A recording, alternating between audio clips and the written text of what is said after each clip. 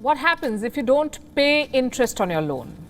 Well, your bank may call you up. They may give you a deadline.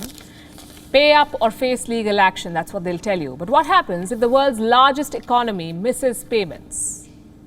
We don't know. But we could find out this month. I'll tell you what this means. But first, some basic economics. Most countries spend more money than they earn. And the US is no exception. It's the world's biggest economy. It spends more than it earns.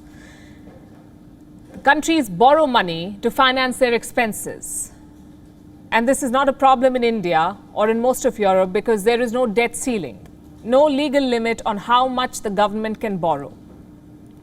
But that's not the case in America. In America, the US Congress decides how much the government can borrow. Right now, that limit is $28.4 trillion. That's a lot of money, yes, almost 10 times India's economy. But America has already reached that level of debt, $28.4 trillion. If it wants to spend more, it must borrow. And to borrow, it must get the American Parliament on board. They call it the US Congress.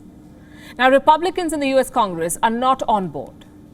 They have the option to raise the debt ceiling or to suspend it, but they won't. Because it's a politically unpopular move. So they'll not do it because midterm elections are due in 2022 and Republicans do not want to be seen as adding to public debt. What about Democrats? They have a majority in Congress and they have a president in the White House. But to raise the debt ceiling, you need 60 votes in the Senate, not 51, which means 10 Republicans must join in for this thing to pass. And that's not happening. The Republicans are not lending that support. The other option they have is a special parliamentary strategy. It's called budget reconciliation. Now, this procedure does not need a special majority in Congress. Democrats are using it to push Joe Biden's multi-trillion-dollar spending plan. So here's what the Republicans propose. Put the debt ceiling clause in the same bill, and you don't need our support to pass it. The problem is that bill is far from ready. It cannot happen immediately. Biden's own party members consider it too lavish. It's the classic definition of a deadlock. Neither side wants to give in. The result is an unprecedented crisis in the US. America could run out of money by the 18th of October, the 18th of this month. It could default on debt payments. What does that mean for the global economy? Frankly, nobody knows. As I said, this has never happened before. America has never failed to repay its loans, but it may now. On Monday, President Joe Biden gave a grim account of what to expect.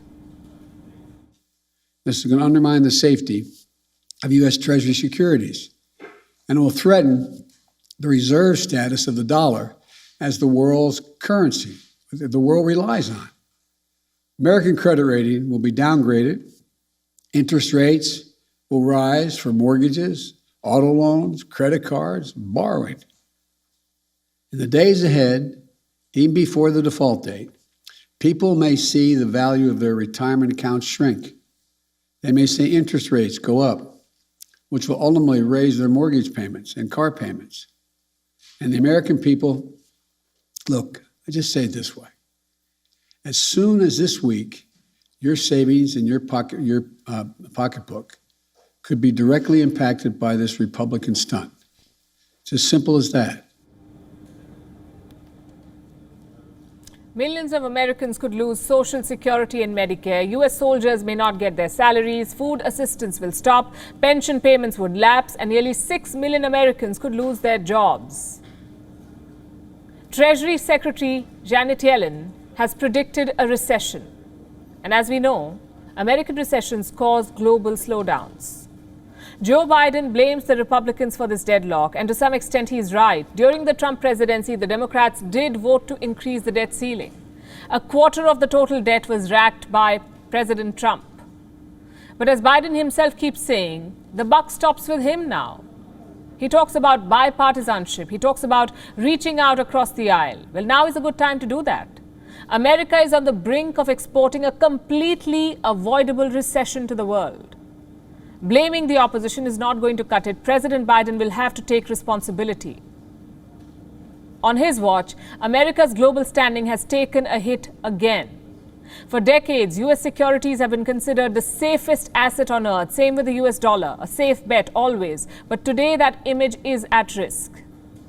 If the US wants to anchor the world economy, it must reform. Public debt cannot be held hostage to party politics. Recessions cannot be dangled as leverage.